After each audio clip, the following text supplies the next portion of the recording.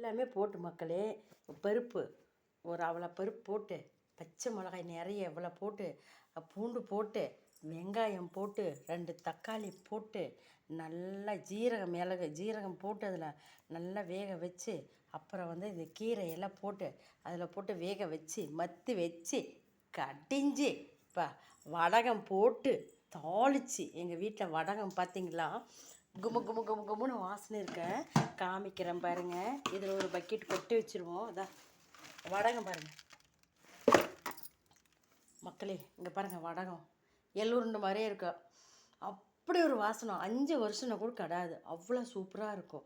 நாங்கள் 3000 ரூபாய் செலவு பண்ணி வடகத்துக்கு இவ்வளோ வச்சுருக்கோம். அது போக பாருங்கள், எனக்கு 2-3 வருஷம் வரும் இந்த வடகம் வந்து 2-3 வருஷம் வரும். அதில் வந்து ஒரு ஒரு 1 கிலோ உப்பு இல்லை 2 கிலோ உப்பு கொட்டி வச்சுட்டா, நல்லெண்ணெய் ஊற்றி ஊற வச்சு எடுத்து தனியாக எடுத்து வச்சுட்டு உப்பு எடுத்து கொட்டி வச்சுட்டான்னு வச்சுக்குவோம், 5 வருஷனுக்கும் கிடையாது, அவ்வளோ சூப்பராக இருக்கும். அது போட்டு இப்போ நான் கடைஞ்சா சூப்பராக இருக்குது. இங்கே பாருங்கள், எங்கள் தம்பி மேலே இருக்கான், வேலை செஞ்சிட்ருக்கான் பக்கத்து வீட்டில். அவனுக்கு தெரியாமல் கீரை போட்டு கடைஞ்சி வச்சுருக்கேன். அவன் வந்து சாப்பிட்டும்ட்டு. ஏன் எங்கள் பிள்ளைங்க சாப்பிட மாட்டாங்க மக்களே எங்கள் பிள்ளைங்க, அதனால் அவங்க வராத முன்னே கீரை போட்டு கடைஞ்சி வச்சிடலான்ட்டு பாருங்கள். பாருங்கள் கெட்டியாக இருக்குது. இதான் பார்த்தீங்களா, வல்லாரைக்கீரை, மணத்தக்காளி கீரை, கோவக்கீரை, அப்புறம் முடக்கட்டங்கீரை, குப்பைக்கீரை, அப்புறம் கரிசலாங்கண்ணி கீரை, சிலிக்கீரை எல்லாமே போட்டு 5-6 கீரை போட்டு அவ்வளோ கீரை பிச்சுட்டு வந்து வடை சட்டில் எல்லாம் ஃபுல்லாக கழுவிட்டு க்ளீன் பண்ணிவிட்டு பருப்பு போட்டு இப்போ கடைஞ்சி இதுங்க பாருங்கள் கீரை குழம்பு பார்த்துருங்க. கீரை இதுதான் கீரை. அவன் வந்து சாப்பிட்டான் தம்பி. இதான் அங்கே மேலே இருக்க பாருங்க, அங்கே இருக்கான் பார்த்தீங்களா தம்பி. அவன் வந்து சாப்பிட சொல்லியிருக்கேன். மேலே என்னமோ பண்ணிகிட்ருக்கிறான், செவுரு இடித்து எல்லாம் தள்ளிட்டு போட்டிருக்காங்க. வீடு கட்டுறான், பக்கத்து வீடு, தம்பியோட ஃப்ரெண்டு வீடு தான் கட்டிகிட்ருக்கிறான். அதனால் அங்கே இருக்கிறான். அவன் வந்தான்னா சாப்பிட்டோம்ட்டு தான் இப்போ வந்து கீரை வந்து கடைஞ்சி வச்சுருக்கேன். இப்போ வேலைக்கு போகணும் மக்களே, இப்போ வேலைக்கு போகணும், பசி வந்துருச்சு. அதனால் வந்தேன். பிள்ளைங்க இல்லாத டைமத்தில் அந்த கீரை போட்டு செஞ்சால் பிள்ளைங்க எங்கள் பேத்திங்க வந்த உடனே சாப்பிடுவாங்க. கீரைன்னா சாப்பிடுவாங்க. அவங்களுக்கு முன்னாடி நான் செஞ்சேன்னா சத்தியமாக அவங்க சாப்பிட மாட்டாங்க. அது உடம்புக்கு எவ்வளோ நல்லதுன்னு அவங்களுக்கு தெரிய மாட்டேங்குது. பிள்ளைங்களுக்கு கீரை இதெல்லாம் உடம்புக்கு எவ்வளோ நல்லது, இதெல்லாம் சாப்பிடக்கூடாது, சாப்பிட்ணும் அப்படின்னு அதுங்களுக்கு தெரிய மாட்டேனுது. நான் என்ன பண்ணிட்டேன் மக்களே, அதனால தான் பாருங்கள் அரைக்கீரை.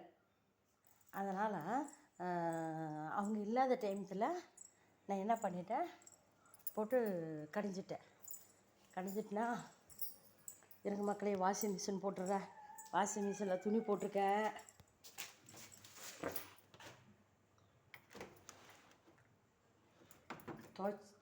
இன்னும் துவைக்கல, ஆன் பண்ணல, பாதி துவைச்சிச்சு.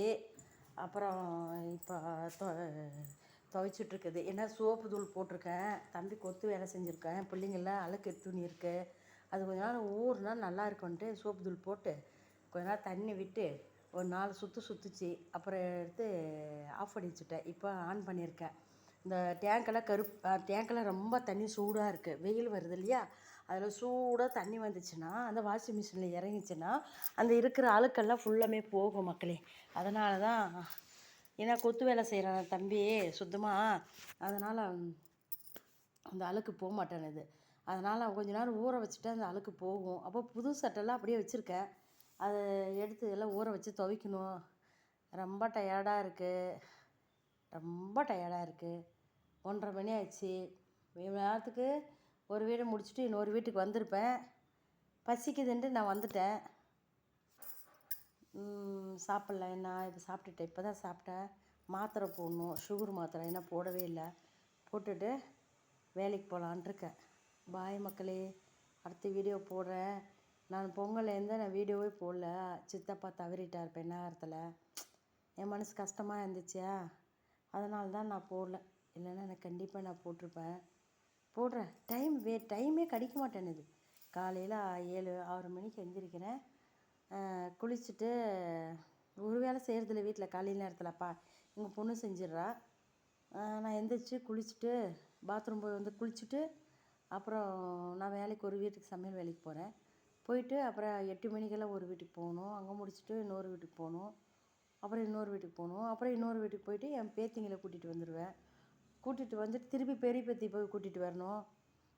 அவளுக்கு ஸ்பெஷல் கிளாஸ் டெய்லி 5 மணிக்கு போய் கூட்டிகிட்டு வரணும்.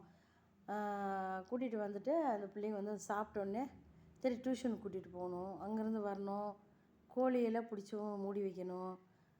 வீட்டில் வேலை இருக்குது. இன்றைக்கி அரிசி ஊற வச்சுருக்கிறேன்.